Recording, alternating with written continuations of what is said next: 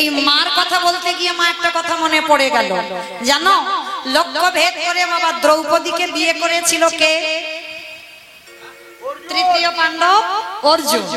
লক্ষ্য ভেদ করে বিয়ে করেছিল, কিন্তু বাবা পারতো না, কোনদিন পারতো না অর্জুন বিয়ে করতে।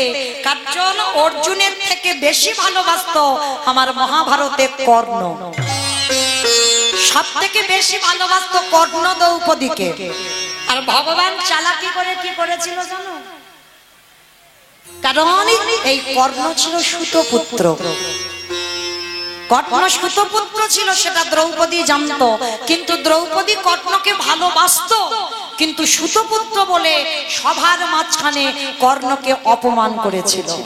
যে একজন সুতপুত্র হয়ে তোমার এত বড় স্পর্ধা, তুমি কিনা আজকে লক্ষ্য ভেদ করে আমাকে গ্রহণ করবে? কর্ণের অভিমান হলো, দ্রৌপদী সবার মাঝখানে তুমি সবার সামনে আমাকে অপমান করলে, তবে আমি তোমাকে ছেড়ে দেব না। তুমি যখন সবার মাঝখানে আমাকে অপমান করেছো, আমি তোমাকে অভিশাপ দিলাম, কোনো না কোনো দিন আমার মতো করে তোমারও এই রকম সবার মাঝখানে অপমানিত হতে হবে হবে হবে। ওই জন্য তো বাবা দুঃশাসন বক্ষের কাপড়টা ধরে টানলো, গুরু সভার মাঝে পাঞ্চালীকে বস্ত্র হরণ করা হলো। শুধুমাত্র কর্ণের এই চোখের জলে ভগবান করতে বাধ্য হয়েছিল। তাহলে এই লক্ষ্য ভেদ করে বিয়ে করা হলো। আর বিয়ে করে বাবা যখন আনলো অর্জুন, মা কুন্তি তখন অসুস্থ ছিল। অমাইরা এই জায়গাটা বড় মজার ব্যাপার। অর্জুন এসে বলছে, অমা মা গো, তোমার জন্য কি এনেছি দেখো। তা কুন্তি অসুস্থ ছিল, পিছন ঘুরে ঘুমাচ্ছিল। বলছে, বাবা যাই আনিস না কেন, তোরা পাঁচে ভাই ভাগ করে নে। ও মা, তুমি আমার দিকে তাকিয়ে দেখো আমি তোমার জন্য কি এনেছি। মা কুন্তি রেগে গিয়ে বলছে, অপদার্থ, আমি এতবার করে বলছি তুই শুনতে পাচ্ছিস না? যাই আনিস না কেন তোরা পাঁচে ভাইয়ে ভাগ করে নে। দুবার হয়ে গেল। আবার অর্জুন বলছে, ও মামা তুমি আমার দিকে তাকিয়ে দেখো কি এনেছি তোমার জন্য। আচ্ছা বাবা, এই জায়গাটা কি অর্জুনের ভুল হয়নি? অর্জুন যদি একবার বলতো, মা তোমার জন্য আমি বৌমা এনেছি, এইটা বললে মিটে যেত। কিন্তু বেটা ওইটা বলছে না, বারবার বলছে, মা তোমার জন্য কি এনেছি দেখো। মা কুন্তি তিনবারের বেলায় রেগে গিয়ে বলল, শোন, এক্ষুনি যদি আমি রেগে যাই আমি তোকে অভিশাপ দেব। বারবার বলছি তুই শুনতে পাচ্ছিস না? যাই আনিস না কেন তোরা পাঁচে ভাই ভাগ করে নে। দ্রৌপদীর হাতটা ছেড়ে দিয়েছে। আর যেই দ্রৌপদীর হাতটা ছেড়ে দিয়েছে, অর্জুন আমার যুধিষ্ঠির কাছে গিয়ে বলছে, দাদা মা যখন বলেছে আজকে থেকে দ্রৌপদী আমাদের পাঁচজন। বলে, আরে তোর মাথা ঠিক আছে তো? বলে, কেন দাদা? মা তো বললো। বলে, মা তো না দেখে বলেছে, মা তো দেখে বলেনি। সেই সময় আমার কৃষ্ণ দয়াময় এসে হাজির। কৃষ্ণ, তুমি অর্জুনকে বোঝাও, দেখো ও কি বলছে। ও বলছে নাকি দ্রৌপদী আমাদের পাঁচ ভাই, সম্ভব কি? ভগবান করজোর করে বললেন, যুধিষ্ঠির দাদা, মা যদি প্রকৃত মন থেকে কিছু কথা বলে, তাহলে মায়ের কথার উপরে আমার ভগবানের কথা সাজে না। কি বাবা, ভগবান পর্যন্ত নত হলো মায়ের কাছে। মা যখন বলেছে আজকে থেকে দ্রৌপদী পাঁচজনে, এমন সময় বাবা সর্বঘাটের কাঁঠালি কলা, বলো তো সে কে? নারায়ণ নারায়ণ। ও ঠাকুর, তোমার কি মাথা খারাপ? একটা বউ আর পাঁচ ভাই, তুমি ভাগাভাগি করে দিলে না, কার কাছে কি রকম থাকবে, কতদিন করে থাকবে? নালে তো ঝগড়াঝাটির সীমা থাকবে না। দেখেছো, এর মাথায় সবসময় এইসব বুদ্ধি চলে। তা ভগবান বলছে, নারদ এই বিধানটা তুমি ঠিক করে দাও। নারদ বলছে, ঠিক আছে আমি ঠিক করে দিলাম। যে ভাইয়ের ঘরে দ্রৌপদী থাকবে, সেই ভাইয়ের ঘরে যদি অন্য কোনো ভাই প্রবেশ করে, তাকে একাকী 12 বৎসর যেতে হবে বনবাস। কি বিধান হলো? একজনের ঘরে ঘরে মানে যুধিষ্ঠির ঘরে যদি দ্রৌপদী থাকে বা ভীমের ঘরে যদি দ্রৌপদী থাকে, যদি নকুল সহদেব বা ভীম কেউ যদি যায়, অন্য কোনো ভাই গেলে তাকে একাকী 12 বৎসর বনবাসে যেতে হবে। হয়েছিল বাবা, একজনকে যেতে হয়েছিল, কে? তৃতীয় পাণ্ডব অর্জুন। 12 বছর বনবাসে যেতে হলো। যে লক্ষ্য ভেদ করে দ্রৌপদীকে বিয়ে করলো, সেই দ্রৌপদী দেখতে পেয়েছিল যুধিষ্ঠির সঙ্গে। আর দেখার অপরাধের জন্য আজকের অর্জুনকে যেতে হয়েছিল বনবাস। আর বনবাসে গিয়ে একটা মেয়েকে বিয়ে করেছিল, যার নাম ছিল চিত্রাঙ্গদা। চিত্রাঙ্গদার গর্ভে অর্জুনের ঔরসে একটা পুত্র সন্তান হয়েছিল, যার নাম হলো সূর্যের মতো তেজ, সূর্যের মতো জ্যোতি, যার নাম ছিল মহাভারতে বব্রুবাহন। আর এই বব্রুবাহনের হাতে অর্জুনকে মরতে হয়েছিল। বাবা, এটা একটা লীলা আছে, শেষ বললে সারা রাতে আর শেষ হবে না, ও হতেই থাকবে। তো যাই হোক, আবার কোনোদিন দর্শন হলে তবে সেই দিন আলোচনা হবে। তাহলে মায়েরা, এই যে মা কি বস্তু, তাহলে বোঝা গেল মানুষ জাতের ভেদাভেদ করে। বাবা, এই মানুষ জাতের ভেদাভেদ করে, কে উঁচু জাত কে নিচু জাত, এটা মানুষের ভেদাভেদ। কিন্তু আমার ভগবানের ভেদাভেদ এটা নয়।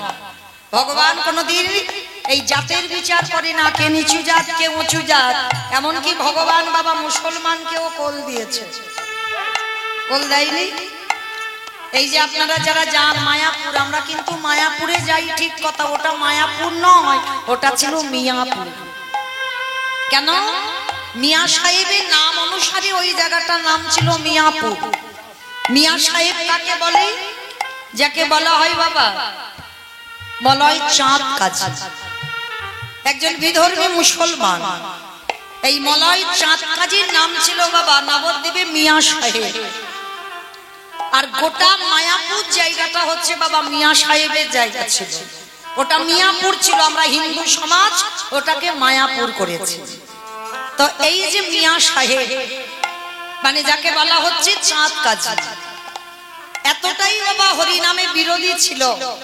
নিমাই যখন হরিনাম করতো, খোল করতাল বাজাতে বাজাতে যেত, ওই চাঁদ কাজী কি করতো জানো? খোল ভেঙে দিত, করতাল গুলো নিয়ে সুরধনী গঙ্গার তীরে ফেলে দিত।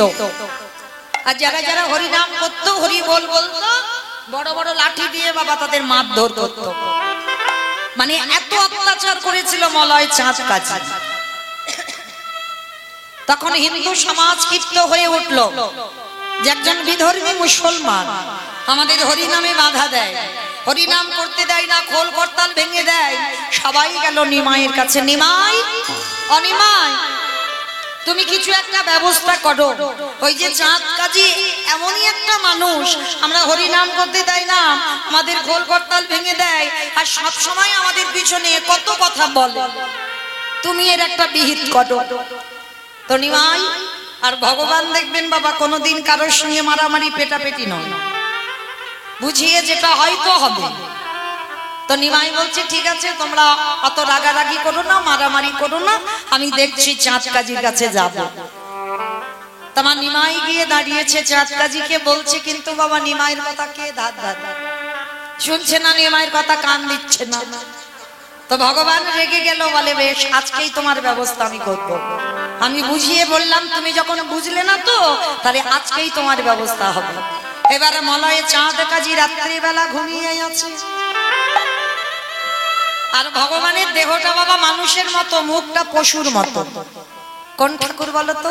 গণেশ ঠাকুর। গণেশ ঠাকুর নাকি? দেহটা মানুষ আর মুখটা পশু, খারাপ বলে কি গো? হ্যাঁ, নৃসিংহদেব নরসিংহ রূপ ধরেছে রাতের অন্ধকারে ভগবান। আর নরসিংহ রূপ ধারণ করে একেবারে কাজী সাহেবের বুকের উপরে চড়ে বসেছে। কাজী সাহেব ঘুমিয়ে আছে, কাজীর বুকের উপরে চড়ে বসেছে। আর চড়ে বসে কাজীর একেবারে বক্ষটা ধরে বলছে, শোন চাঁদ কাজী, আমার ভক্তরা যখন হরিনাম করে তুই হরিনামে বাধা দিস, খোল করতাল সুরধনী গঙ্গার তীরে ভাসিয়ে দিস, তবে শোন আজকের আমি তোকে বলে এলাম, এই আজকে থেকে 1 মাস আমি তোকে টাইম দিলাম, এই 1 মাসের মধ্যে এই রকম দিনে আমি তোর প্রাণ নিতে আসবো। যেই না বাবা এই অবস্থাটা দর্শন করেছে, কাজী সাহেব চমকে উঠেছে। মানে এমন করে গলাটা টিপে ধরেছে, বাবা এই প্রাণ যায়, এই প্রাণ যায়। সঙ্গে সঙ্গে সকালবেলা উঠে ছুটতে ছুটতে নিমাইয়ের কাছে গেছে। নিমাই, নিমাই আমাকে ক্ষমা করে দে বাবা, আর মাত্র আমার 1 মাস টাইম আছে। 1 মাসের মধ্যে কে যেন রাতের অন্ধকারে আমার বুকের উপরে চড়ে বলে গেল যে 1 মাস পরে আমার প্রাণ নিয়ে যাবে। আমাকে ক্ষমা করে দে বাবা, আমি কথা দিচ্ছি আজকে থেকে তোদের হরি নামে বাধা দেব না, আজকে থেকে খোল করতাল ভাঙবো না, আমিও তোদের হরি নামে যোগ দেব। তারপরের দিন থেকে সকালবেলা একজন বিধর্মী মুসলমানও হরি নামে যোগ দিল। কিন্তু দিলে কি হবে, মুসলমান সমাজ ক্ষিপ্ত হয়ে উঠল যে একজন মুসলমান হয়ে হিন্দুদের হরি নামে যোগ দেবে। শোনো কাজী, আজকে থেকে তোমায় 1 ঘরে করে দিলাম, আর তুমি যখন হিন্দুদের হরি নামে মত দিয়েছো, আজকে থেকে তোমাকে একা শুধু করব না, তোমার মৃত্যুর পর তোমাকে কেউ আমরা কবরস্থানে দিতে যাব না। আর মৃত্যুর সময় যদি তুমি পিপাসায় ছটফট করো, আমরা তোমার মুখে একটু জলও দিতে যাব না। কাজী সাহেব ছুটে গেল আবার নিমাইয়ের কাছে। নিমাই, তোরে হরি নামে ভালোবাসলাম বলে আমার মুসলমান ভাইয়েরা কি বলেছে জানি, আমার মৃত্যুর পরে তারা দেহটাকে কেউ কবরস্থানে দেবে না। তাহলে কি তোর ভালোবাসলাম বলে, তোর হরি নামে মন দিলাম বলে আমার দেহটা পতিত হয়ে যাবে? ভগবান বললেন না, যে আমারে চাই তারই আমি চাই, আরে যে আমারে না চাই তারই আমি না চাই। কি মা কথাটা বুঝেছো? যে আমারে চাই তারে আমি চাই, আর যে না চাই তারে আমি একটু নাচিয়ে দিই। তো কাজী তুমি ভেবো না, এই জগতে যার সঙ্গে কেহ থাকে না, এই পৃথিবীতে যারে কেহ নাই, আমি আছি তা। তুমি ভাবছো কেন? মৃত্যুর সময় তোমার মুখে কেউ জল দেবে না, মরার পরে তোমার কেউ দেহটা কবরে নিয়ে যাবে না, আমি তো আছি শেষের দিনে।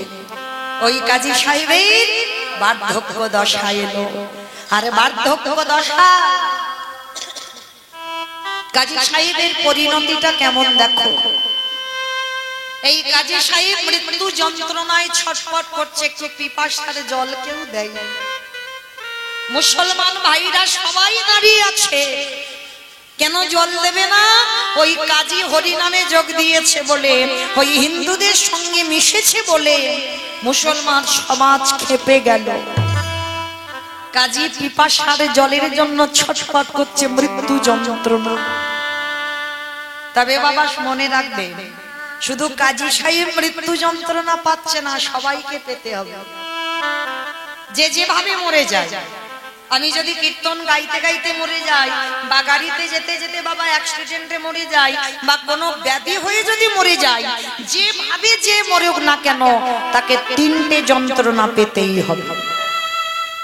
3টে যন্ত্রণা কোথায় কোথায় আসবে জানো? মরার সময় প্রথম যন্ত্রণা আসবে বাবা তোমার চোখে, তারপরে যন্ত্রণা আসবে তোমার বুকে, তারপরে যন্ত্রণা আসবে তোমার মুখে। এই 3টে যন্ত্রণা বাবা প্রত্যেককে পেতে হবে, সে ছোট বড় যাই বলো না কেন, কোনো জাতের ভেদাভেদ নেই, সবাইকে পেতে হবে।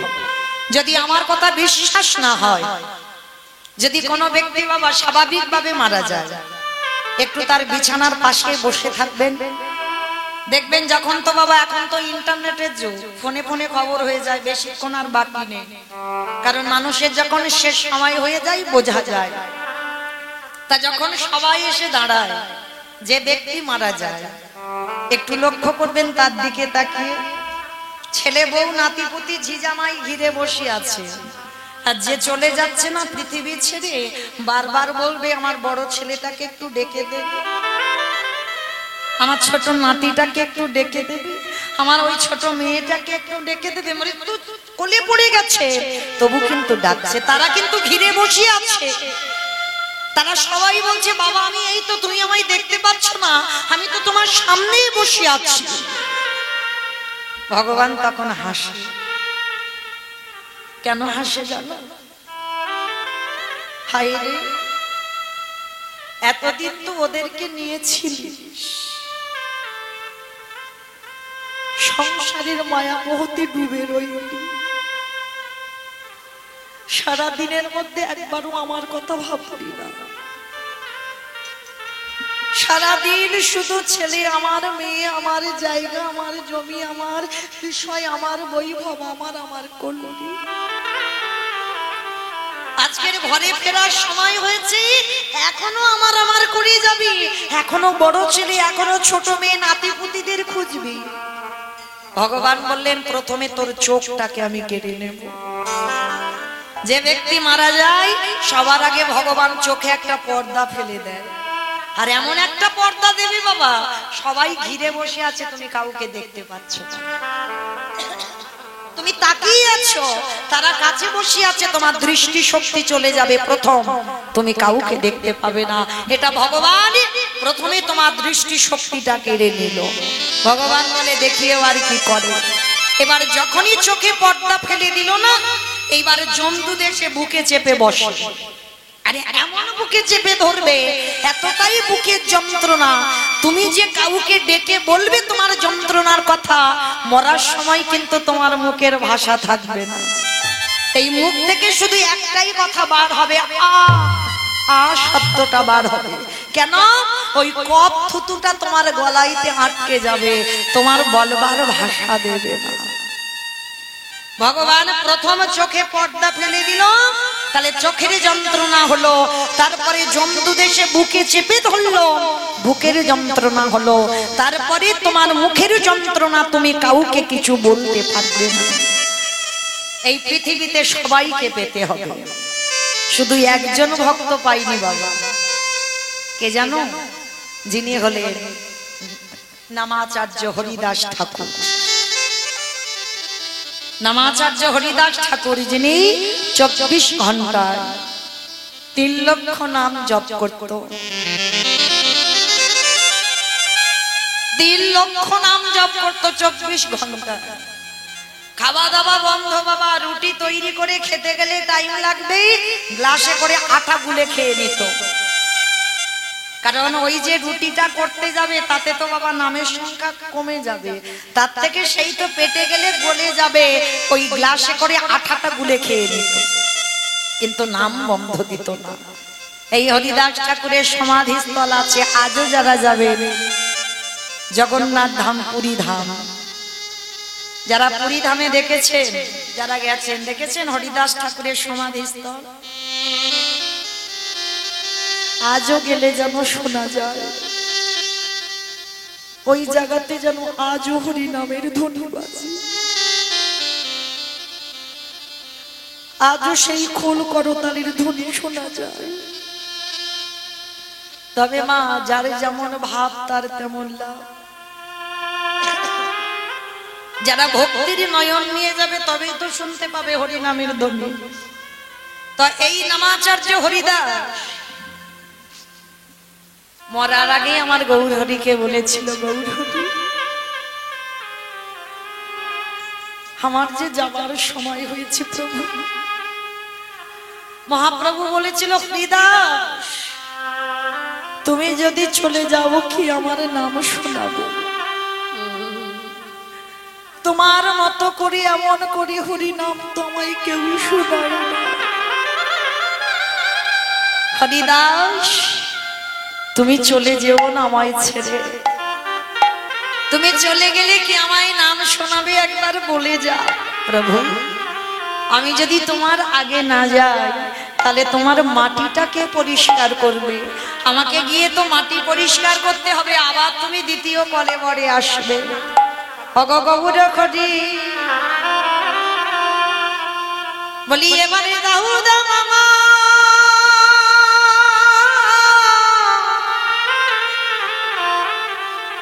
দাউদা মামা হৃদয়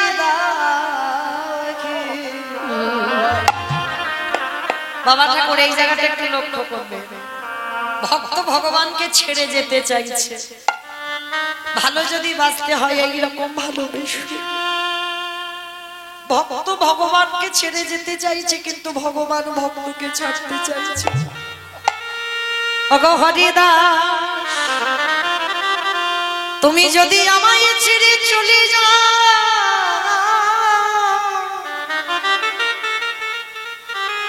বলো বলো কে আমারে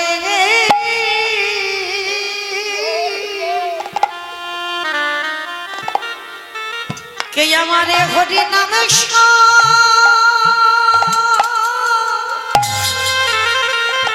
শোনাবে।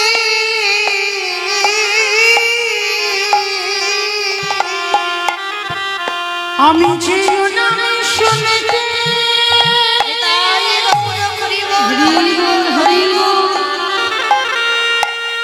ও নাম শুনতে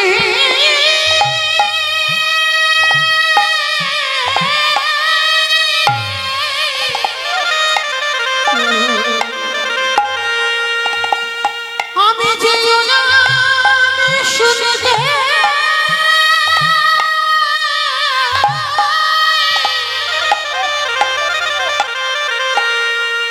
শুনতে মন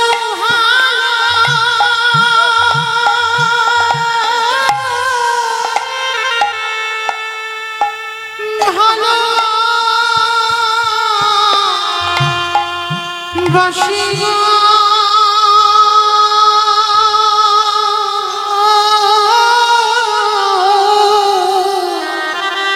বলকেরা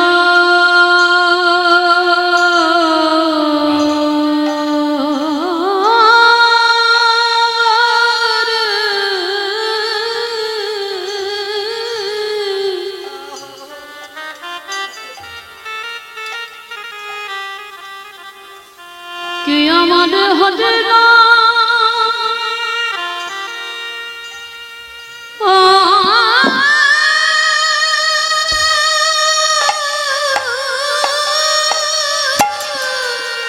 হরি বল হরি বল।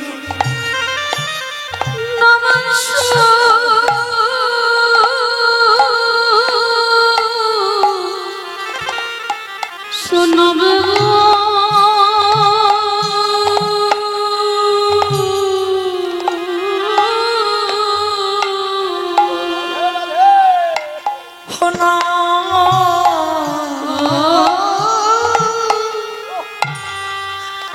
নাম শুনতে বড় শুনতে বড়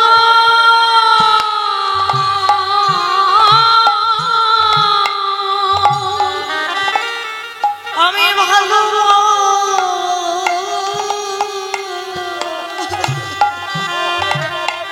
হরে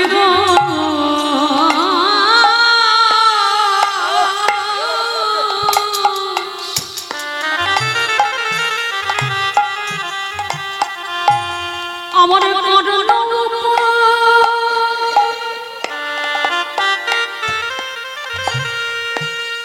কর্ণ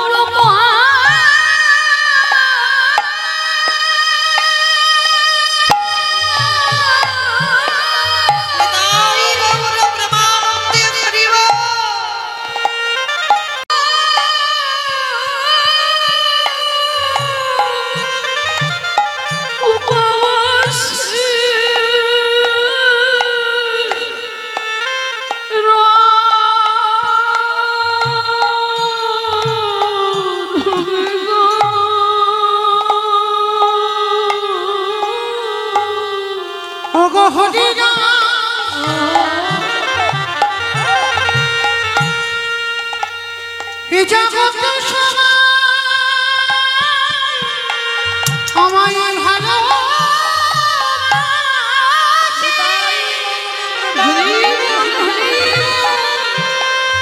কিন্তু হরি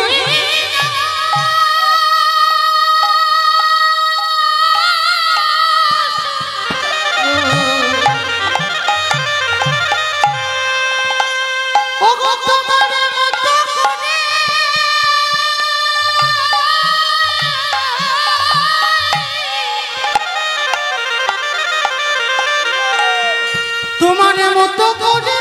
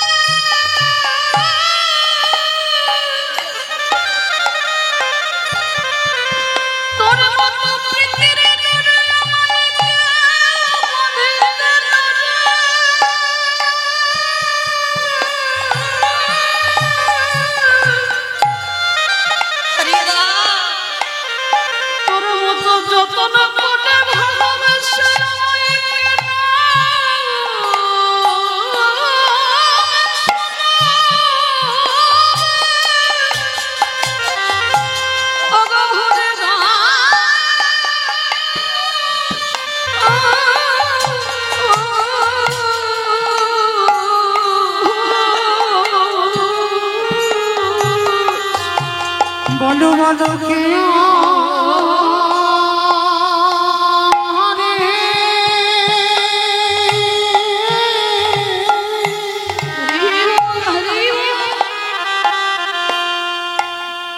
আমার নামে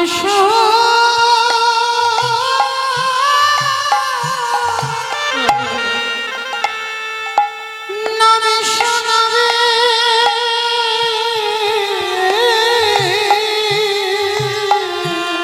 হরিদাস বললেন গৌর হরি, আমি যখন জগতে থেকে চলে যাব তুমি আগে ভাই আমায় আশীর্বাদ করো।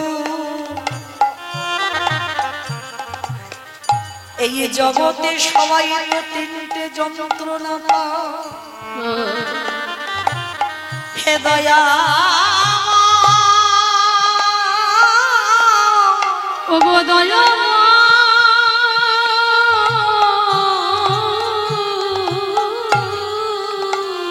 তুমি একবার আমায় আশীর্বাদ করে দিও, আমি যেন ওই তিনটে যন্ত্রণা না পাই।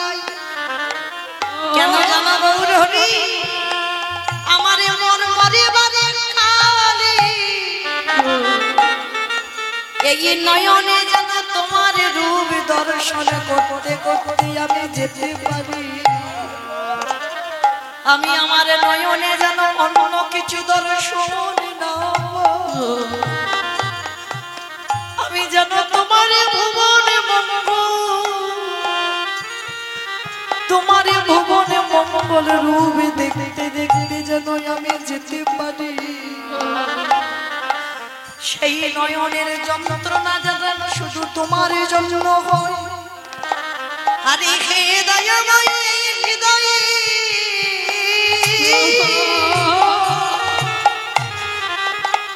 একবার যেন তোমার চরণ যুগলে ধরে যেতে পারি। তোমার চরণ যুগল আমার বুকের উপরে তুলে দিও, খালি আমার বুকের যন্ত্রণা চলে যাবে। আরে মৃত্যুর সময় আমি এই বদনেতে যেন কৃষ্ণ কৃষ্ণ বলতে পারি। আমি অনেক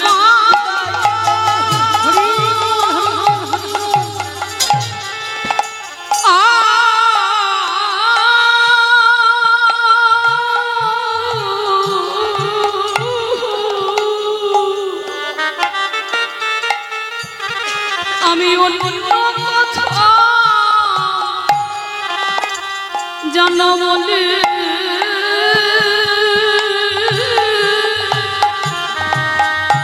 বলি না,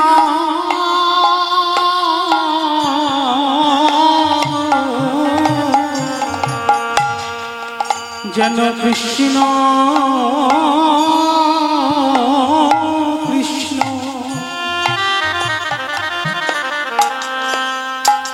কৃষ্ণ কৃষ্ণ বলে রে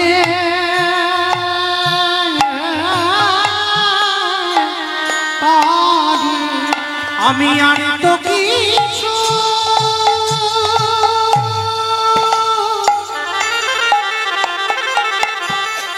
আমি আর তো কিছু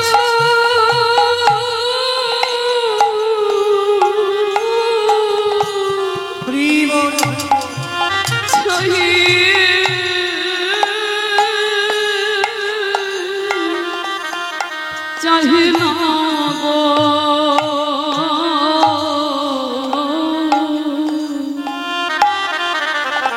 যেন বদন ভরে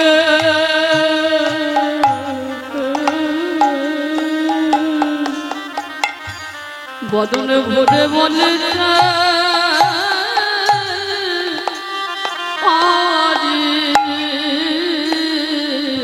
আমি নয়নে খেলব তোমার সাদা মায়া,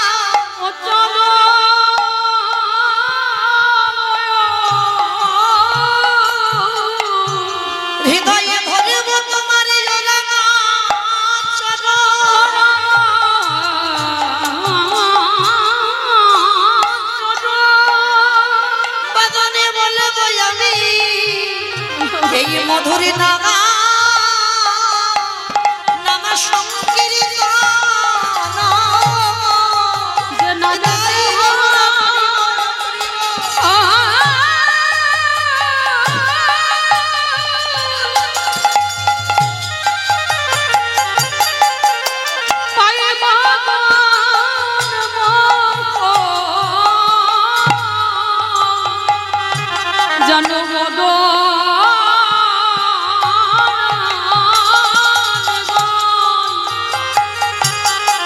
নাম সঙ্গে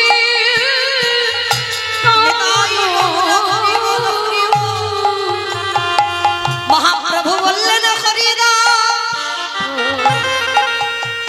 তোমার মতো করে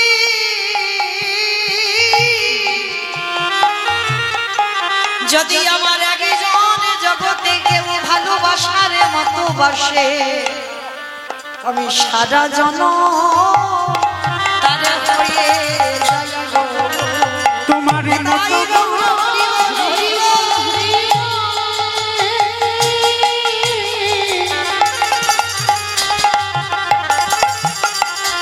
তোমার মতো করে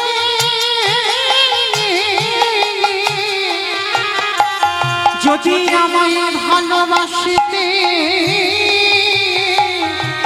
পারে আমি যে চার হয়ে যাইব।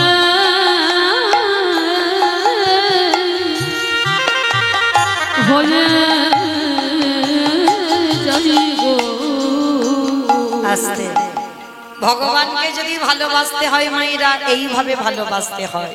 তো আজকে সেই যে কাজী সাহেব মৃত্যু শয্যায় পড়ে রইল আর চৈতন্য মহাপ্রভু মরবার সময় কাজীর মুখে শেষ বেলায় জলটা দিয়ে কাজী প্রাণ হারালো। আর সেই বিধর্মী মুসলমানকে কাজী সাহেবকে নিজের হাতে নিয়ে আমার ওই জগন্নাথ যে কলিকালে হয়েছে শ্রী চৈতন্য মহাপ্রভু আর সেই নিমাই নিজের হাতে বাবা বামন পুকুর মায়াপুরে ঢুকতে আগের স্টপেজে পড়বে বামন পুকুর আর ওই বামন পুকুরে আমার কাজী সাহেবকে নিজের হাতে আমার মহাপ্রভু সমাধি দিয়েছিল। আর কেউ কাজী সাহেবের কবরের উপরে একটু ফুল কেউ দিত না, যার জন্য প্রভু আমার নিজের হাতে একটা গোলক চাঁপা ফুলের গাছ নিজের হাতে পুঁতেছিল। আজও আছে বাবা সেই চাঁপা ফুলের গাছ, গিয়ে দর্শন করবেন। একজন বিধর্মী মুসলমানকেও আমার ভগবান ভালোবেসে আজকে নিজের হাতে সেই গাছ পুঁতলো। আর প্রতিদিন এত এত ফুল কাউকে পেরে আর কাজীর সমাধিতে কাজীর কবরে দিতে হয় না, গাছ থেকে ফুল এমন পড়ে মনে হয় যেন বাবা কাজীর সমাধিটাকে কেউ যেন ফুল দিয়ে সাজিয়েছে। তাহলে ডাকার মতো লাগলে তাদের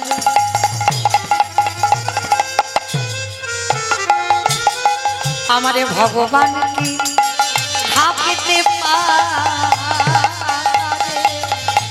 ডাকার মতো ডাকিলে পরে আমার ভগবানকে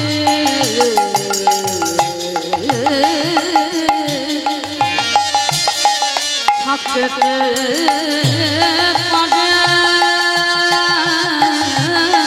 তোমাদের বিশ্বাস না হয় দেখে দেখো তারে, বিশ্বাস না হয় দেখে রাখো তারে, বিশ্বাস না হয় দেখে দেখো তারে, বিশ্বাস না হয় দেখে রাখো তারে। ডাকার মতো ডাকলে তারে আমার ভগবান কি থাকতে পারে হরি বল হরি বল হরি বল। ভগবান কি থাকতে পারে ডাকার মতো ডাকলে পরে। আস্তে আজ মধুময় শ্রীধাম বৃন্দাবন ধাম প্রাণে গোবিন্দ আজ 12 জন প্রধান 12 জন উপপ্রধান 24 জন বন্ধু নিয়ে ভগবান আমার গোষ্ঠীর খেলা খেলছে। আচ্ছা মা বাবা, জগতে এত কর্ম ছিল, কোন কর্ম করলো না, ভগবান একেবারে গরু চড়াচ্ছে কেন? জগতে কি আর কোন কোম্পানির চাকরি পাইনি ভগবান? একেবারে গরু চড়ানোর কাজ করতে হচ্ছে কেন? এমনি এমনি না। মনে করছো কি ভগবান কোন কোম্পানি চাকরি পাইনি ওই জন্য গরু চড়াচ্ছে? বলে না। চড়াচ্ছে কেন? শুধু আপনাদের আমাদের চৈতন্য দেবে বলবো। কি চৈতন্য? ভগবান মাঠে গরু চড়াচ্ছে আর আপনারা আমরা সংসার মাঠে গরু চড়াচ্ছি। আচ্ছা মা, কাদের কাদের বাড়িতে গরু নেই একবার হাত তোলো তো দেখি। কার কার বাড়ি গরু বাছুর নেই? গরু নেই? আগে ছিল এখন নেই? কি সুন্দর কীর্তন বোঝে দেখো। আচ্ছা তাহলে যারা যারা হাত তুলেছো তাদের বাড়ি গরু নেই? দেখেছো, সব গরুগুলো নিয়ে এসেছে সেটা কিন্তু জানে না। কি গো, গরু বাড়িতে থাকবে কেন? গরু তো নিয়ে এসেছে হরিবাসরে। ভগবানের গরুগুলোর নাম শ্যামলী, ধবলী, কালী, কমলী, মঙ্গলী। আর আপনাদের আমাদের গরুগুলোর নাম কাম, ক্রোধ, লোভ, মোহ, মদ, মাশ্চর্য। ওই গরুগুলো নিয়ে বসে আছো। ভগবান কিন্তু বাবা একবারও বলেনি কিন্তু 6টা গরুকে মেরে দাও। কোনদিন কোন গ্রন্থে দেখাতে পারবে না ভগবান বলছে 6টা গরুকে মারো। বলছে কি 6টা গরুকে দমন করো। যেমন ভগবান কালীয় দমন লীলা করেছিল। কেন বাবা? কালীয় দমন, কালীয় নাগকে মারেনি কিন্তু, আর জগৎকে শেখালো সেই কালীয় নাগ হলো আমাদের শরীরে কামরূপ কালীয় নাগ। ভক্তের শরীরে যদি কাম প্রবল পরিমাণে বেড়ে যায় তাহলে কৃষ্ণ ভজন সাধন হবে না। তাহলে কামকে দমন করতে হবে। তাই তো কালীয় নাগকে দমন করে জগৎকে শিক্ষা দিল, যত কামকে দমন করে রাখতে পারবে তোমার কৃষ্ণ সাধন ভজন হবে। ওই কামদারি দমন করিলে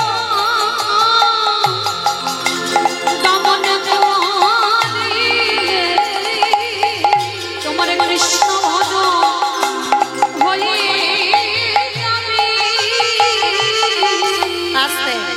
তাহলে মায়েরা আজকের ভগবান মাঠে যাচ্ছে গরু চড়াতে। 24 জন বন্ধু। বাবা দেহতত্ত্বের দিকে তাকিয়ে দেখেন, আমাদেরও সবার 24 জন বন্ধু আছে। কি মানে? ভগবান মাঠে চড়াচ্ছে আর আমরা সংসারে চড়াচ্ছি। ভগবানের 24 জন বন্ধু, আমাদেরও 24 জন বন্ধু। কিরকম? 10 ইন্দ্রিয়, 5টা জ্ঞানেন্দ্রিয়, 5টা কর্মেন্দ্রিয়, পঞ্চভূত, ক্ষিতি, অপ, তেজ, মরুদ্ব আর 6টা গরু। এই যে 15 6 কত? 15 6 নাকি 26? দেখাচ্ছ খিচুড়ি স্কুলে যাই। 15 6 21, তাহলে 24 হয়নি, এখনো 3টে দিতে হবে। আর 3টাই হলো প্রধান, মন, বুদ্ধি, অহংকার। মন বুদ্ধিকে বললো, বুদ্ধি মনকে বললো চল তারপরে হরিনাম হচ্ছে, চলে একটু হরিনাম শুনে আসি। তাহলে বুদ্ধি মনকে বললো, মন চলে এলো হরিবাসরে। আর আমাদের অহংকারটা কি? আমরা সবাই হলাম কৃষ্ণ চরণের দাস। এই মন বুদ্ধি অহংকার 21 আর 3 হলো 24। এই 24 জন বন্ধু নিয়ে ভগবান মাঠে খেলছে। ও মায়েরা একটা কথা বলবো, আজকে না ভগবান গরু চড়াতে গেছে, আর চড়াতে গিয়ে একটা গাভী বাছুরি হয়েছে। আস্তে আস্তে আস্তে কথা না, একটা বাছুরি হয়েছে। বাবা ওইটা বাছুরির সঙ্গে আপনাদের আমাদের তুলনা করেছে। বাছুরিটার নামও রেখেছে কি জানো? মঙ্গল। ওই মঙ্গলইটা আপনারা আমরা একটু ভালো করে শুনবেন কেমন? আর না শুনলে এই উত্তর গোষ্ঠ আর দেহতত্ত্ব কিছু মেলাতে পারবে। ভগবান মাঠে যেতে যেতে একটা গাভীর বাছুর হয়েছে যার নাম রেখেছে মঙ্গল। আচ্ছা মায়েরা, একটা মানুষের যদি বাচ্চা হয় সে এখন 6 মাস কিন্তু বিছানা, তাই না? কিন্তু কোনো গাভীর যদি বাছুরি হয় সে হয়েই ছুটি ছুটি লাপালাপি করে, সে কিন্তু বিছানায় পড়ে না, সে কিন্তু রাস্তাঘাট চেনে না, কিন্তু চারিদিকে বাবা ঘুরে ঘুরে বেড়ায়। তা আজকের মঙ্গলী হয়েছে, ভগবান কৃষ্ণ মঙ্গলীকে কোলে নিয়ে বলছে, মঙ্গলী, অমঙ্গলী শোন, তুই তো আজকে জন্ম নিয়েছিস, তুই কিন্তু কোনো রাস্তাঘাট চিনিস না। দেখবি তুই যেন দূরে কোথাও যাস না, কেমন? এই কাছাকাছি কয়েকটা ওই একটু ঘাস আছে, খেলেই তোর উদর ভর্তি হয়ে যাবে, তুই দূরে কোথাও যাবি না, কেমন? মঙ্গলী বলছে ঠিক আছে। ভগবান নিজের বাঁশিটা দিয়ে গন্ডি কেটে দিয়েছে, গন্ডির বাইরে মঙ্গলী তুই যাবি না। তা মঙ্গলী বলছে ঠিক আছে প্রভু যাব না। বাবা কচি ঘাসের লোভ সামলাতে পারে? এমন কচি ঘাসের লোভ জন্মেছে মঙ্গলী, ঘাস খেতে খেতে ওই গন্ডি পার হয়ে গভীর জঙ্গলে প্রবেশ করেছে। আর যখন গভীর জঙ্গলে প্রবেশ করলো, ওই যে কচি কচি ঘাস খেতে খেতে বাবা সন্ধ্যা ঘনিয়ে এলো, চারিদিকে ঝিঝি পোকার ডাক, চারিদিকে সিংহের গর্জন, চারিদিকে শ্রীগাল কুকুরের ডাক। মঙ্গলী ঘাস খেতে খেতে মুখটা তুলে দেখলো অন্ধকার। আর যখনই অন্ধকার হয়ে গেল, মঙ্গলী চিৎকার করে ডাক দিল দয়ামা, দয়ামা,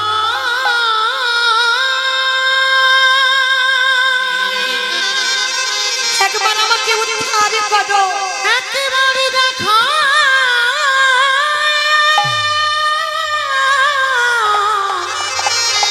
দেখা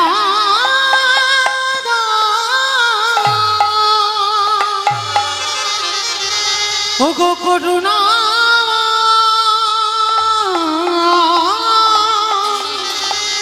দেখা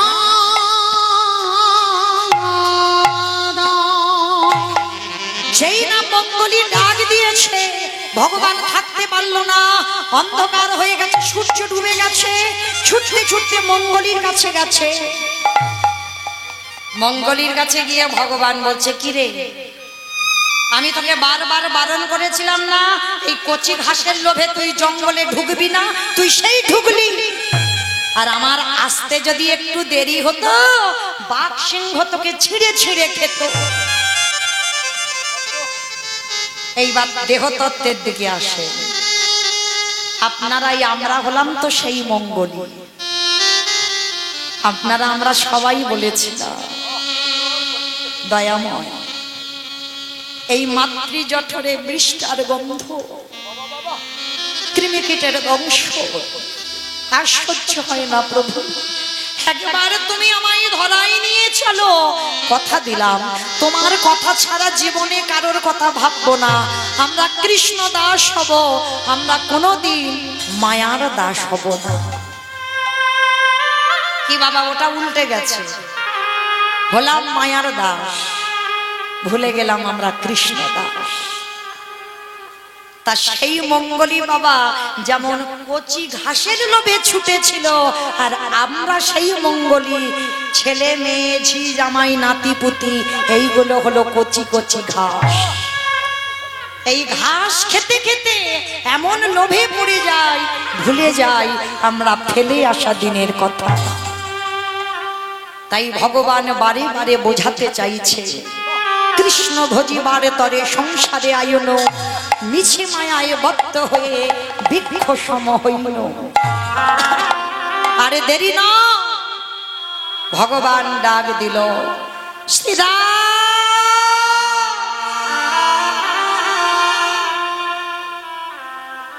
আরে দেরি না, শ্রীরাম দাদাকে ডাকছে, পালে জড়ো করো শ্রীরাম, শান দাও সিনা। হরি বল। শ্রীরাম রে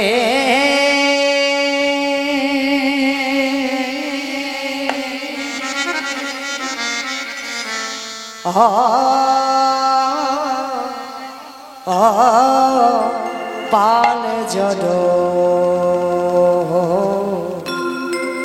করো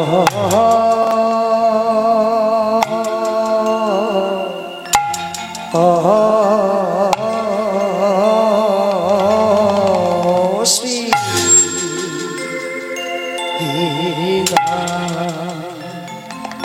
পালে জড়ো করো শ্রীরা অশ্রীরা শানেরা সে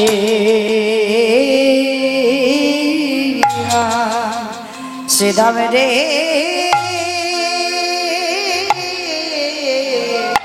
এ পাল জড় করো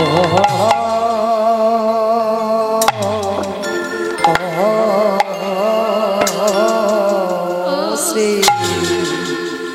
আজ গগনে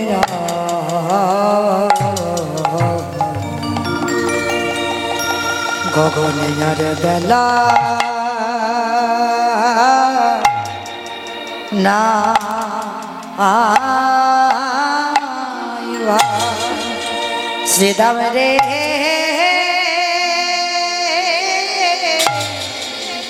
এবারে ঘরে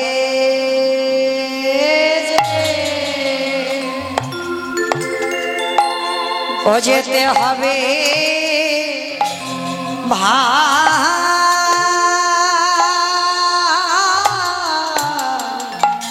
ও ভাই আরে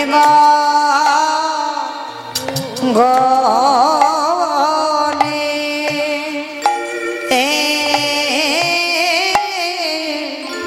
আরে গগনে বেলা নাই ভাই শ্রীদাম এবারে ঘটে যে হবে ভাই আরে গগনে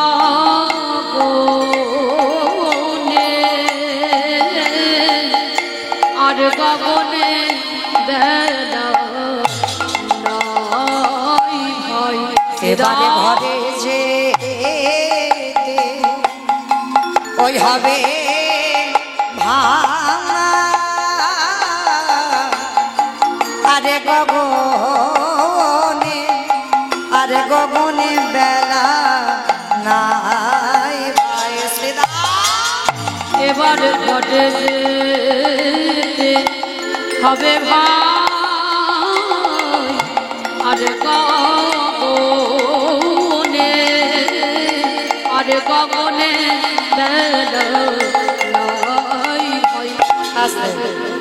একটা নিবেদন আছে এই লীলার ব্যয়ভার যারা বহন করছেন পিতা ঈশ্বর অমূল্য কুমার সরকার ও মাতা দীপালি সরকার মহাশয়ের স্মৃতির উদ্দেশ্যে পরিবারের মঙ্গল কামনায় এই পালাটা উৎসর্গ করছেন পুত্র অসীম কুমার সরকার ডাকনাম বাপ্পা, পুত্রবধূ আরাধনা সরকার, নাতি অনুষ্কা সরকার ও নাতনি অনুষ্কা সরকার, নাতি অদ্রিত সরকার, তারাপুর নদিয়ায় বাড়ি।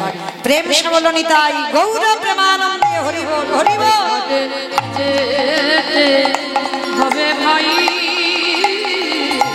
আরে গগনে আরে গগনে বেলা নাই ভাই এবারে ঘটে যে হবে ভাই আরে গগনে বেলা নাই ভাই। আরে ঘরে যে হবে ভাই আরে গগনে নিতাই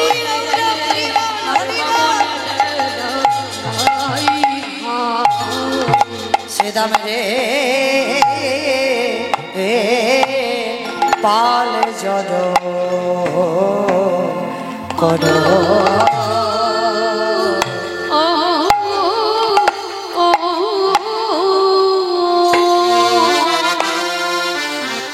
পালে জড় করো শ্রীরাম শানে দাও সে পালে জড় করো শ্রীরাম দাও পালি ছোট করো শ্রীরাম।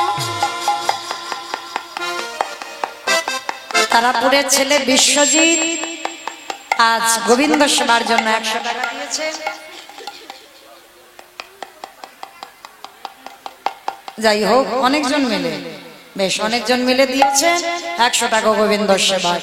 পালে জড় করো শ্রীরাম পালি ছোট করো শ্রীরাম শানে দাও শ্রীরাম। সঘরে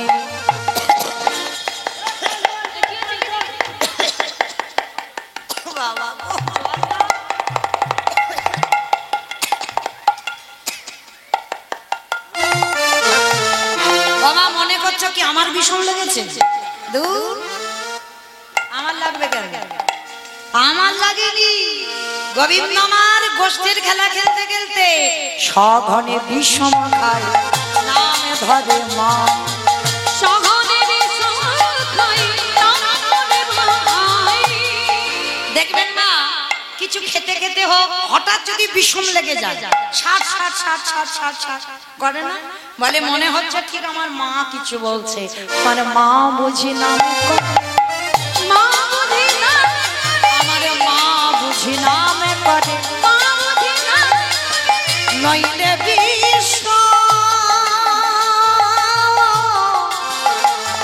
খাবো কেনে আমাদের মা বুঝি না চুপ কর একদম চুপ করে বসবি কত স্বাদ দেখাচ্ছে কত মা ভালোবাসো মা ভক্ত আরে একটু নবনী খেয়েছিস বলে তোর মা জমাল অর্জুন গাছে বেঁধেছিল একটু ননি খেয়েছিস বলে একটু ব্রজমাদের ঘরে ননি চুরি করে খাস বলে কত কি কটু কথা বলে আর তুই মার বড়াই করছিস হ্যাঁ?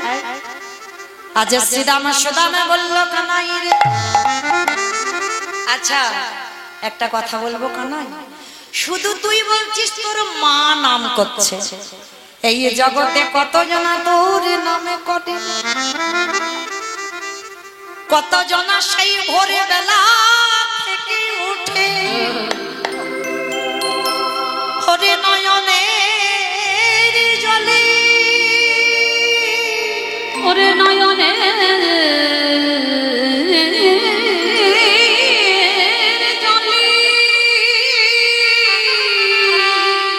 এই সন্ধ্যা পর্যন্ত বক্ষ জগন ভাষায় বক্ষ জোগান ভাষায় তারা যে সদাই কানাই কানাই বলে ডাকে আরে কই একবারও তো তুই তাদের কথা বলছিস না শুধু বলছিস তোর মা নাকি তোর নাম করছে কত জনা তো তোকে ভালোবাসে কই তাদের নাম তো তুই একবারও বললি না আমারে ভগবান বলছে শ্রীরামে দাদা ওরে শ্রীরামে দাদা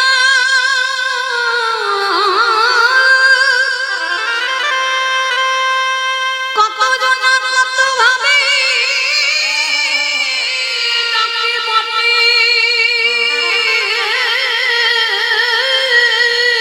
তাদের ডাকে আমি সারা দিন ডাকতে জানে না কিন্তু কেউ যদি প্রেমে দিয়ে প্রীতি দিয়ে নয়নের জলে কেঁদে ডাকে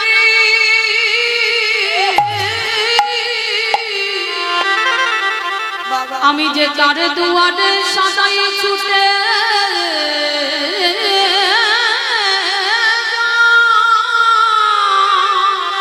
ওরে কানাই রে যদি জগতে আগে জন ভক্ত কাই মনোবাক্যে কেউ যদি কৃষ্ণ কৃষ্ণ বলে ডাকে যদি ডাকার মতো কেউ ডাকে আমি যে রহিতে পারি না আমি যে তারে দাঁড়া ওগো ছুটে যাইব যে জনে কৃষ্ণ এ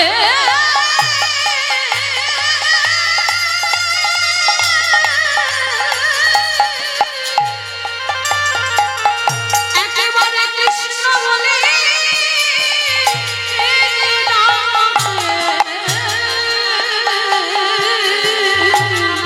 তার দরজায় ছুটে যাইব। ভগবান বলছে শ্রীরাম দাদা আমার মনটা বড় কুগাইছে আমার মার মন ভালো নেই কেন জানো আমার কি মনে হয় আজও মাঠে আমাদের বিলম্ব দেখিয়া আজ মাঠে আমাদের বিলম্ব দেখে আজও মাঠে আমাদের বিলম্ব দেখিয়া আজ মাঠে আমাদের বিলম্ব দেখে হেন বুঝি কাঁদে মা ওগো হেনা পুরি কাঁদে মা কত মনে যায়। দাদা রে একটা কথা বলবো, আমার মায়ের মতো ভালোবাসে না। বলে আমার মায়ের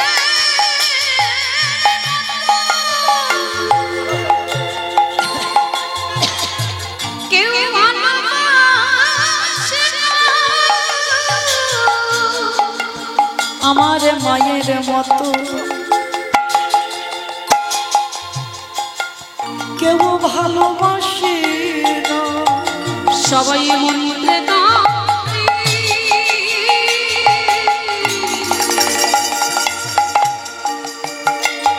সবাই মনে ডাকে বটে। ওগো দাদা কিন্তু আমার মায়ের মতো কেউ ভালোবাসে না। অমায়েরা এটা আমার ভগবান বলছে বলে নয়, বাস্তবে মিলিয়ে নেবেন। ভালো সবাই বাসে, প্রত্যেকের ভালোবাসায় কিছু চাওয়া পাওয়া আছে। কি গো চাওয়া পাওয়া নাই? কিন্তু তোমার মা তোমাকে নিঃস্বার্থভাবে ভালোবাসে। আর এই পৃথিবীতে যার মা চলে যায় তার সব চলে যায় দাদা। তার পৃথিবীতে আহা বলে ডাকবার মতো আর কেউ থাকে না। তাই জানো দাদা, আমার যদি যেতে দেরি হয়, আমার মা পাগলিনীর মতো রাস্তার দিকে তাকিয়ে তাকিয়ে বসে কাঁদে। কি গো মায়েরা, ছেলে মেয়ে যখন স্কুলে যায়, স্কুল সেরে টিউশনি করে ফেরে, প্রত্যেকটা মা দেখবেন রাস্তার ধারে তাকিয়ে বসে থাকে না, কখন আমার মেয়েটা ঘরে আসবে, কখন আমার ছেলেটা ঘরে আসবে। তা বাস্তবের সঙ্গে তো ভগবান মিলিয়ে দেখাচ্ছে। দাদা গো, মা বুঝি নামে পড়ে না। মা বুঝি নাম করে নইলে বিষা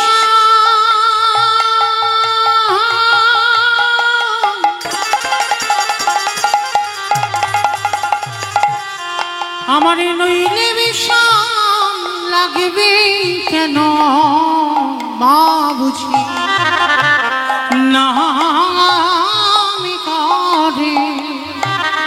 সে যে আমার ভাগ্যবতী ধরা মা, সে যে জনম জনম ধরে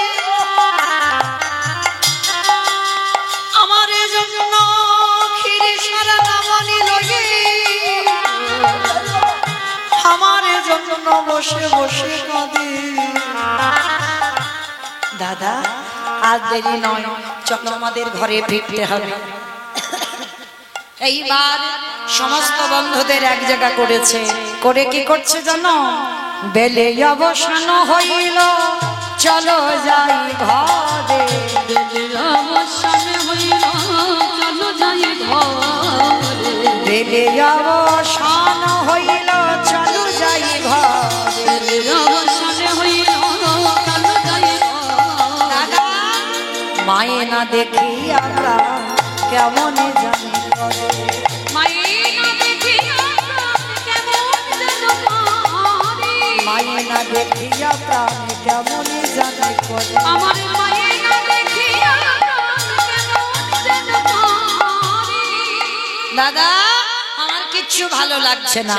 বলো রামদাসে কহে শুনো কানায়ের বউ। বলরাম দাস কহে শুনো কানাইয়ের বউ। বলো রামদাসে কহে শুনো কানায়ের বউ। বলরাম দাস কহে শুনো কানাইয়ের বউ। সকল রাখালো মাঝে পড়ে উত্তর। ওই সকল রাখালো নিতাই ফুল রাখালো মাঝে পটে গুতর। ওই সকল রাখালো মনে করো। আর দেরি নয়, এইবার ভগবান কি করেছে জানো, আজকের হাতের বেনুটা ধরেছে। বেনুটা ধরে সবাইকে তো এক জায়গা করতে হবে। এইবার এক জায়গা করবার জন্য ভগবান কি করেছে জানো, চাঁদে মুখে দিয়া বেনু নামে লাগাইয়া সবে ধেনু।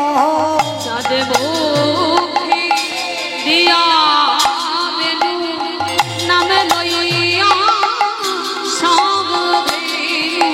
চাঁদ মুখে দিয়া বেনু নামে লইয়া সবে ধেনু।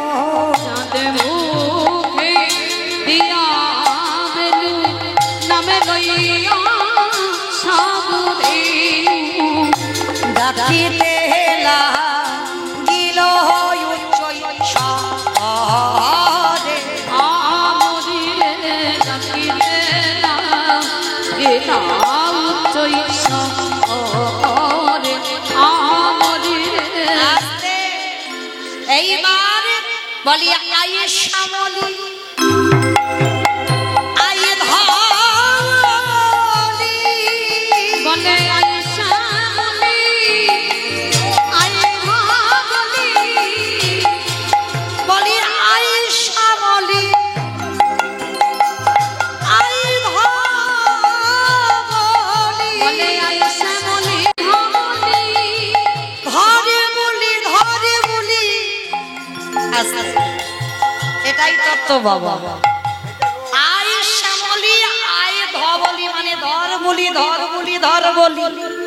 কোন বলি ধরতে বলল, কৃষ্ণ চরণ ছাড়া আমি বলিস না। বলে আই শ্যামলী আই ভাবলি।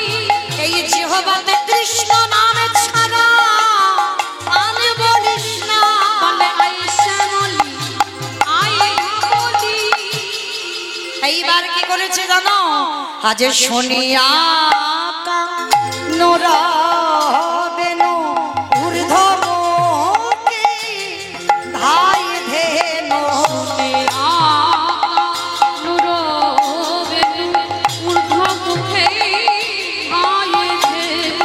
শুনিয়া নোরা বেনু ঊর্ধ্ব মুখে ধাই ধেনু।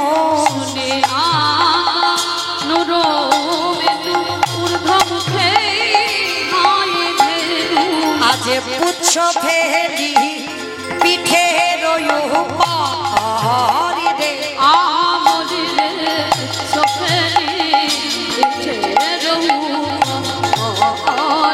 আস্তে এইবার প্রাণ গোবিন্দ আমার যেই না বেনুটা বাজিয়েছে, হরি বল, ওই বেনুটা বাজানোর সঙ্গে সঙ্গে। তবে বাবা একটা কথা বলি আপনাদের কাছে, ভগবান কিন্তু সব সময় সব লীলাতে ওই বাঁশি বাজায়। হরি বল, এইটা বুঝতে হবে। আমার পরেই আমার দাদা ভাই এসে গাইবে রূপাক্ষে অভিষেক, তখন কিন্তু মুরলি বাজবে। গোষ্ঠের লীলায় বেজেছিল বাবা বেনু, তাই না? আর রাস লীলায় হবে বংশীর ধ্বনি। বংশীর ধ্বনি শুনে ব্রজঙ্গনাগণ উন্মাদিনী হয়ে ছুটলো। আর আমার পরে যে লীলা হবে বাজবে মুরলি, আর এখন বাজছে বেনু।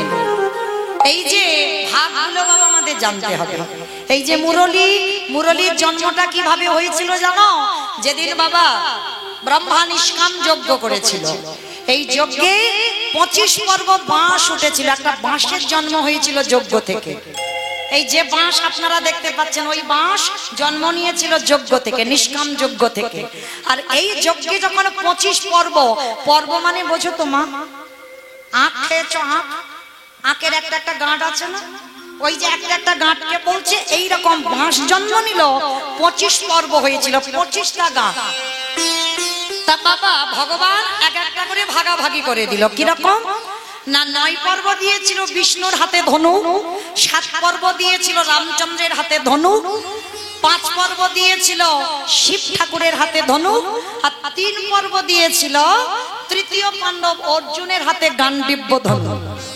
তাহলে কত হলো মা হিসাব? 9, 7, 5, 3, 25 পর্ব বাঁশ উঠেছিল, 47 হয়ে গেল।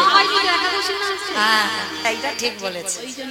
একাদশী তো পেটে কিচ্ছু নেই, ভুল ভাল বকছে। কি গো, কতজন একাদশী করেছো? একবার হাতটা তোলো তো দেখি একবার আজকে। বাহ, হ্যাঁ গো, এই কটা হাত, সর্বনাশ। হ্যাঁ গো, নদিয়ার মানুষ হয়ে একাদশীর দিন এই কটা হাত উঠলো কেন? মানে সব খেয়ে বসে আছো? চরণ ধরে বলে যাই, একটু কিছু করো না করো, অন্তত একাদশী ব্রতটা করো। কেন আজকের এই যে কামিকা একাদশী, অবশ্যই আপনাদের চরণ ধরে বলে যাচ্ছি, কিছু করো না করো, অন্তত একাদশী ব্রত কিছু করতে হবে না। ওই যে বড় বাবার বার করতে হবে না, ওই যে শিব ঠাকুরের ব্রত করতে হবে না, কিছু করতে হবে না। যদি পারো তো খুব ভালো, সেটা আপনার ব্যক্তিগত ব্যাপার। কিন্তু আমরা হিন্দু ধর্মের মানুষ হয়ে, সনাতন ধর্মের মানুষ হয়ে আমাদের প্রত্যেকের একাদশী করাটা কর্তব্য। আর একাদশীতে মনে রেখো মা, শাস্ত্র বলছে একাদশীতে যারা যারা অন্ন প্রসাদ পায়, বাবা মাকে হত্যা করলে যে পাপ হয়, সেই পাপের বোঝা তাকে কাঁধে নিতে হবে। একাদশীতে অন্ন সেবা করলে, গুরুদেবকে হত্যা করলে যে পাপ হয়, সেই পাপের বোঝা নিতে হবে। একাদশীতে অন্ন সেবা করলে, গো হত্যা করলে যে পাপ হয়, সেই পাপের বোঝা তাকে নিতে হবে হবে হবে। এ কোনো ভুল নেই। ভগবান নিজেই বাবা একাদশীকে জন্ম দিয়েছে, যাতা ব্যাপার নয়। সমস্ত পাপ ওই অন্নের ভিতরে আজকে ঢুকে আছে। পঞ্চশস্য একাদশীতে নিষিদ্ধ। ও মাইরা, আমি তো বলে যাচ্ছি না যে নির্জলা থাকো, নির্জলা হবে কেন? ওই যে অনুকল্প পাবে, অনুকল্প পাবে, ফল পাবে, দুধ ছানা পাবে, সবকিছু তো পাবে। কি বাবা কি আছে? পেতে পারবে না? একাদশী করতে পারবে না? পারবে? চেষ্টা করো, কেমন? আমি চাপিয়ে দিচ্ছি না। আর যারা যারা মাসে 2টো করে পারো না, চেষ্টা করো অন্তত বছরে 4টে অন্তত করতে। কেমন? শয়ন একাদশী, পার্শ্ব একাদশী, ভৈম একাদশী, উত্থান একাদশী। কেমন? এই কটা একাদশী চরণ ধরে অধম কীর্তনিয়ার কথা যদি কারোর মনে থাকে, চেষ্টা করো। আচ্ছা বলো তো মা, সংসার সুখের হয় পুরুষের গুণে। দেখেছে কিরম ঢাকটা পেটালো? সংসার সুখের হয় পুরুষের গুণে। ওমা, খারাপ বলেন। তোমরা যে ঢাক পেটাচ্ছ, সংসার সুখের হয় রমণীর গুণে। তাহলে রমণীর গুণগুলো কই? হাত কটা উঠেছে একাদশীতে? ঠিক আছে, সংসার সুখের হয় রমণীর গুণে, তাহলে রমণীর গুণটা কই? তাহলে পরিবারে কোনো পুরুষ নয়, নারী যদি মনে করে আমার পরিবারটাকে কৃষ্ণ ভক্তের পরিবার করব, তো একটা নারী পারে। নারীকে দুর্বল মনে করো না, এরা রাগলে রাখতে পারে, মারলে মারতে পারে। এই নারী হলো সাধনার বস্তু, নারী হলো আরাধনার বস্তু। দেখেন, অসুরদের অত্যাচারে দেবতারা স্বর্গ ছাড়ে। যেদিন দশভুজা দুর্গা 10 হাতে যদি অসুর নিধন না করত, তাহলে বাবা দেবতারা যেত কোথায়? তাই না? যেমন দেখেন, চণ্ডী ঠাকুর রানীর চরণ ভজন করে ভগবানের চরণ পেয়ে গেল। বিল্লমঙ্গল একজন পতি তার চিন্তামণির চরণ ভজন করে পেয়ে গেল ভগবানের চরণ। আবার জয়দেব গোস্বামী মা পদ্মাবতীর চরণ ভজন করে পেয়ে গেল। নারী শুধু ভোগের নয়, নারী হলো সাধনা, নারী হলো ভজনা। তাহলে মা চেষ্টা করো, কেমন? আমি চাপিয়ে দিচ্ছি না। আচ্ছা, তাহলে 9, 5, 7, 3 কত হলো? 24। বাহ, 24। তাহলে বাঁশ উঠেছিল কত? 25 পর্ব, মানে 24 হয়ে গেল, তাই তো? তাহলে এক পর্বটা কোথায়? এই এক পর্ব হলো কৃষ্ণের হাতে মুরলী। মুরলী হলো। আর বাবা, যারা বাঁশ দেখেছো, বাঁশের মাথায় একটা কঞ্চি থাকে না, আগালি? সে কঞ্চিটা কোথায়? জানি না আপনাদের এই তারাপুরে নিয়ম আছে কিনা, তবে আমার গ্রামে নিয়ম আছে। যেদিন অধিবাস হয়, সেদিন একটা ধ্বজা পোঁতা হয়, মানে একটা বাঁশের কঞ্চি নিয়ে তার মাথায় পতাকা টাঙানো হয়। ওইটা হলো হরিনামে ধ্বজা। তাহলে এই 25 পর্ব মাসে পাওয়া গেল, মুরলীর জন্ম হলো। তাহলে বাবা, বংশী কোথা থেকে এলো? এই বংশীর জন্ম হয়েছিল যেটা রাসলীলায় বাজবে। যেদিন পরশুরাম 10টা অবতারের মধ্যে একটা অবতার হচ্ছে পরশুরাম অবতার। পরশুরাম আমার সীতামাকে দেখে খুব পছন্দ হয়েছিল, মানে জনক রাজার মানে রামচন্দ্রের স্ত্রী। তখন রামের সঙ্গে বিয়ে হয়নি, ছোট্ট ছিল সীতা। সীতাকে দেখে খুব ভালো লেগেছিল। তা সীতাকে দেখে যখন ভালো লাগলো তখন বাবা পরশুরাম গিয়ে জনক রাজাকে বলেছিল, বাবা ঠাকুর আপনার মেয়েকে আমি বিয়ে করতে চাই। তা জনক রাজা বলেছিল, বাবা তোমার মতো জামাই পাওয়া তো সৌভাগ্যের ব্যাপার, কিন্তু আমার সীতা তো এখন নাবালিকা, একটু বড় হোক আপনারই হাতে আমি সম্প্রদান করব। বলে শোনো, তোমার মেয়ে বড় হতে হতে আমি কি ততদিন বাড়িতে বসে থাকবো ঘর জামাই হয়ে? শোনো, ততদিন আমি যাচ্ছি হিমালয়ে তপস্যা করতে। আর আমার হাতে এই যে ধনুকটা আমার শিব ঠাকুর দিয়েছে, হরধনু, এই হরধনু আমি তোমার কাছে রেখে যাচ্ছি। মনে রাখবে, এই হরধনুটা যে ভঙ্গ করতে পারবে সেদিন তুমি জানবে আমার থেকে সে অনেক ক্ষমতাশীল, আমার থেকে অনেক বীর, আর তারই হাতে তোমার মেয়েকে সম্প্রদান করবে। হরধনুটা জনক রাজার কাছে রেখে গেল। সীতামা বড় হলো, আর ওদিকে পরশুরাম তপস্যা করতে করতে সে ভুলে গেছে সীতামার কথা।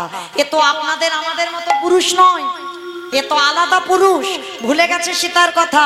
আর যেদিন সীতা বড় হলো স্বয়ংবর সভা হলো, আর এই স্বয়ংবর সভায় রামচন্দ্র হরধনু ভঙ্গ করেছিল। আর যখনই হরধনু ভঙ্গ করলো, হরধনু কেঁদে বলেছিল, দয়াময় কৃপা করে আপনি বলে দেন, আপনার হাতে আমি উদ্ধার হয়েছি, আপনার সীতাকে এতদিন আমি আগলে রেখেছি, আমি কৃপা পেতে চাই। হরধনু বলো তুমি কি চাও? বলে প্রভু তোমার হাতে আমি বাঁচতে চাই। বলে আশীর্বাদ করলাম, এ দেহে নয়, এ যুগে নয়, যেদিন আমি কৃষ্ণ হব সেদিন হবে তুমি আমার হাতের বংশী। আমি রাসলীলায় তোমাকে বাজাবো, আর ব্রজগোপী মানে পাগলের মতো উন্মাদের মতো ছুটে আসবে। তাহলে বংশী হলো। আর শোনো বংশী, তুমি ত্রেতাতে বংশী হবে, কলিযুগে হবে আমার হাতের দণ্ড। যেদিন আমি 24 বছর বয়সে সন্ন্যাস নেব, তুমি আমার হাতে লাঠি হয়ে থাকবে। পেলাম আমরা বংশী, আর যে গোষ্ঠী বাজছে বেনু। এই বেনুটা কি? বেনুটা হলো বাগবানী। বলো তোমার কোন দেবীকে বাগবানী বলে? কোন দেবীকে বলে? লক্ষ্মী ঠাকুরকে। লক্ষ্মী ঠাকুরকে বলে সরস্বতী। বাহ! ও মায়েরা, এই যে আমরা নারী জাতি এতক্ষণ বক বক করছি, বলো তো আমি কি, আমার ক্ষমতা আছে? আমার ক্ষমতা নেই। ভগবান বাগবাণীকে কণ্ঠে বসিয়েছে, কণ্ঠে শক্তি যোগাচ্ছে, তবে তো বাবা এত কথা বলতে পারছি। কারণ একটা নারীর দ্বারা অসম্ভব 4 ঘন্টা বক বক করা, তাহলে বাগবাণী কণ্ঠে আছে বলে এত কথা। তা সেই বাগবাণী যদি তপস্যায় বসে, তাহলে জীব জগৎ কি হবে? বোবা, সব বোবা হয়ে গেছে, ছুটে গেছে নারায়ণের কাছে। প্রভু বাগবাণী তপস্যায় বসেছে, নারায়ণ ছুটে গেল, বাগবাণী তুমি কি চাও? মা সরস্বতী বলেছিল, প্রভু অন্য কিছু নয়, তোমার অধরামৃত রস আমি সেবা করতে চাই। অসম্ভব, এটা হতে পারে না। বলে কেন হতে পারে না? বলে না, এটা অসম্ভব। বলে প্রভু অসম্ভব যখন তুমি তোমার বৈকুণ্ঠে ফিরে যাও, আমি তপস্যা করব। ভগবান বাধ্য হলো, বাগবাণী আশীর্বাদ করলাম, তুমি যখন আমার অধরামৃত পেতে চাও, এ যুগে নয়, এ দেহে নয়, সরস্বতী হয়ে নয়, যেদিন তুমি হবে আমার হাতে বেনু, আর সেদিন আমি কথা দিলাম আমি তোমাকে নিয়ে অধরামৃত রস পান করব। আজকে সেই বেনু আজকের গোষ্ঠে ভগবান বাজালো। আজকে শ্যামলী ধবলীকে ডাক দিল, আর যেই ডাক দিল সঙ্গে সঙ্গে সবাই বাবা পিছনে পুচ্ছটা ফেলে ছুটতে ছুটতে আসছে। হরি বল। আজকে সেই দিকান্তি অনুপম আবেধায় বলরাম আর শিষ্য চলে ডাইনে ভাবে সেদে কান্তি অনুপম। আমাইরা আমাদেরও বাঁশি বেজেছে, আর বেশিক্ষণ নয়, একটু উলুধ্বনি দাও। সেতে কান্তি অনুপম আগে ধাই বলরাম, সেতে কান্তি অনুপম আগে ধাই বলরাম।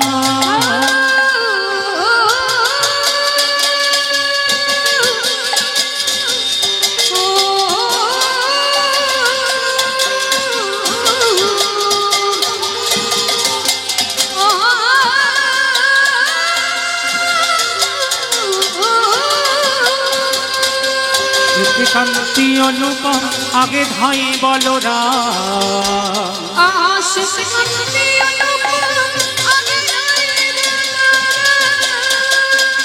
আজ শিশু চলে ডানে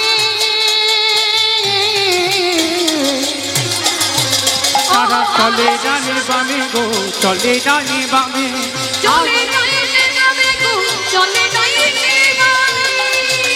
এবার শ্রীরাম সুদাম পাছে ভালো শোভা করিয়া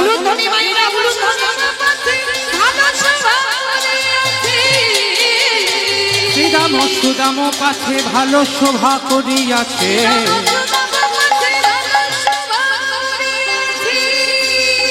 মাঝে মাঝে নব ঘন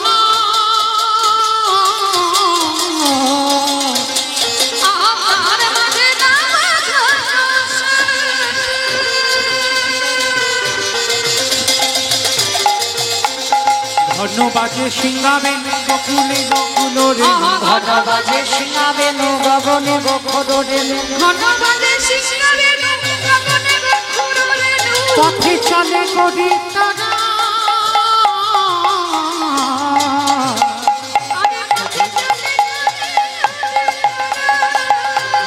তারা কতি রঙ্গ গো পথে চলে তারা কত রঙ্গ পথে যতে গোড়া ভালো গানে আবাই আবা দিয়ে ঘরে বলরামে দাস চলো বলরামে দাস চলু সঙ্গে বলরামে দাস চলু সঙ্গে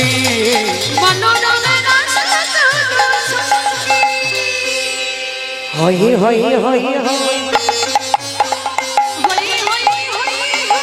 হই হই হই যে আমার হয় আমি তার হই যে আমার হয় আমি তার হই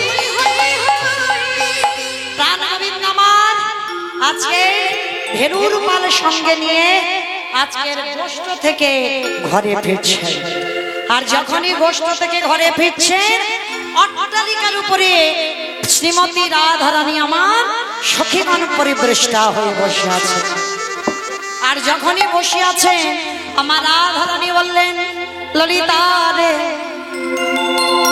আমার বধূ আসবে এই পথে সকালে বেলা গোষ্ঠী গেল আমার বধূ রোদে রোদে ওই গোষ্ঠীর খেলা খেলে বদন মলিন হয়েছে শোন আমার বধূ যদি আমার কাছে আসে আমি কি করব জানিস পরে আমার হৃদয় মাঝে বিচিত্র পালঙ্ক আছে আমার হৃদয় মাঝে বিচিত্র পালঙ্ক আছে পরে আমার হৃদয় মাঝে বিচিত্র পালঙ্ক আছে আমার হৃদয় মাঝে বিচিত্র পালঙ্ক আছে আশেপাশে রসের সখী আশেপাশে রসের সখী তাহাতে শুইবে তুমি চরণ সেবিব আমি শুতিবে কানু চরণ চাপিব আমি তাহাতে শুইবে তুমি চরণ সেবিব আমি বলে তাহারে শুতিবে তুমি চরণ সেবিব আমি বধূ দূরে যাবে বনে রহয়ালিস তালে বধূ দূরে যাবে বলে শানো বধূ রাধারানী আজকের গোবিন্দকে কাছে পেয়ে আর ছাড়তে পারছে না ওই না বেশে আইসই আমার ঘরে দাঁড়াইয়ে রাইছি আমি বধূকে একেবারে যদি তোমার এই সারা রাত্রি চরণ সেবা করবার অধিকার পেতা গোবিন্দ আমার বললেন রাধে আজকে আমি তোমার কুঞ্জে যাব না কে স্পর্শ করে বলল রাধে গো আমার এই জন্য কেশর কুঞ্জ সাজাইয়ে রেখো আমি রাজ কাল রাত্রিতে তোমার কেশর কুঞ্জে আমার মিলন হবে এখন আমি যাই ঘরে, মা যে আরতি করে। এইবার সখা সব করো তো বিলাপ, এইবার সখাগণ সঙ্গে নিয়ে কদলী বন থেকে গোবিন্দ আমার ঘরে ফিরছেন। শ্রীরাম সুদাম দাম বসুদাম সমস্ত বন্ধুদের নিয়ে প্রাণ গোবিন্দ আমার, প্রাণ গোবিন্দ আমার সমস্ত বন্ধুদের যে যার ঘরে পাঠিয়ে দিল, ধেনুর পালও পাঠিয়ে দিল। এইবার যেই না যশোদা মার কোলে এসেছে, আজ বন সাজায়া তো নন্দ দুলা,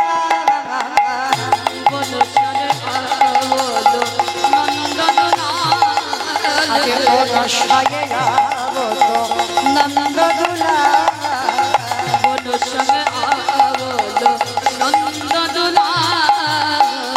গধূলি ধূসর শ্যাম কালে বড়, গধূলি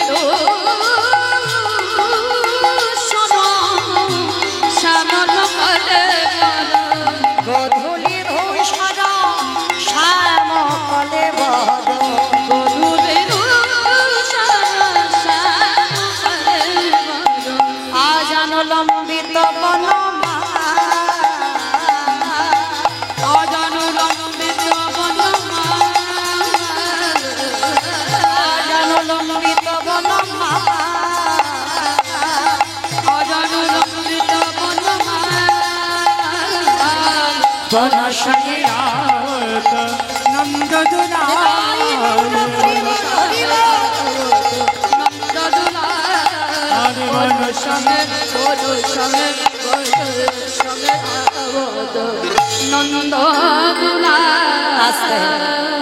গোবিন্দ আমার এসে দাঁড়ালেন, আর সঙ্গে সঙ্গে মা যশোদা আমার রোহিণী মাতা আজকে সবাই মিলে গোপালকে কোলে করে নিয়ে, এইবার একটু এসো, তাড়াতাড়ি এসো।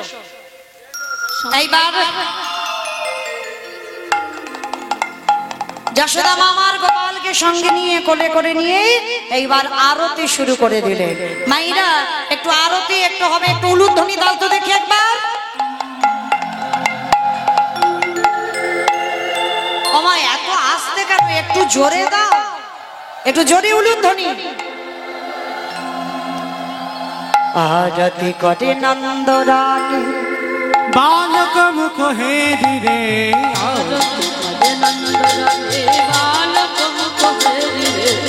आरती करे नंद रानी बालक मुख हेरी रे, आरती करे नंद रानी बालक मुख हेरी रे, गावत नव नर नारी गण राखाल सब घेरी रे, गावत सब नर नारी गण राखाल सब घेरी रे, गावत सब नर नारी गण राखाल सब घेरी रे, गावत सब नर नारी गण राखाल सब घेरी रे, एबार रंभा फल घृत प्रदीप, फल घृत प्रदीप, रंभा फल घृत प्रदीप, फल घृत प्रदीप, पुष्प रचित थारी रे, फल घृत प्रदीप, पुष्प रचित थारी रे, सुंदरी गाने उलुक दे शिशुगण करताली, सुंदरी गाने उलुक दे शिशुगण करताली, এবারে রাখিস না বেনু যশোদাময় কোলে নীল দনু ভাই, যশোদাময় কোলে নীল দনু ভাই, রাখিস না বেনু যশোদাময় কোলে নীল দনু ভাই, রাখিস না বেনু যশোদাময় কোলে নীল দনু ভাই, মাখন দধি দে ক্ষীর রাখাও হে রামে কানাই, মাখন দধি দে খাও রে প্রাণে কানাই, এবার সকল শিশুর চাঁদে মুখ তুলি যশোমতি চুমু খায়, সকল শিশুর চাঁদে মুখ তুলে যশোমতি চুমু দেয়, সকল শিশুর চাঁদে মুখ তুলি যশোমতি চুমু খায়, শিশুর চাঁদে মুখ তুলে যশোমতি চুমু পায়, মঙ্গল পুছে নন্দ ঘোষ জগদানন্দ গায়, এবার মঙ্গল পুছে নন্দ ঘোষ জগদানন্দ গায়, জগদানন্দ বলি এইবার লীলারে মিলন হলো, মিলন হলো, এইবার লীলারে মিলন হলো, যে প্রেমানন্দে হরি বল হরি বল হরি বল হরি বল হরি বল হরি বল হরি বল হরি বল হরি বল রাধে আজকে কালার মতো মা বিদায় কাল আবার কাল সকালবেলা কুঞ্জ বর্ণন লীলা গাইতে আসবো আবার ভজন দল এসে গেছে যে কালকের হবে কালকের কুঞ্জ বর্ণেতে তো কালকের হবে কালকের এসো কালকে নাচানাচি হবে আমার পরে যেহেতু কেউ নেই সবাই কেমন প্রেম সে বলনি তাই গৌর প্রেমানন্দে হরি বল হরি বল। মায়ের কোলে কানাই বলাই মিলন হই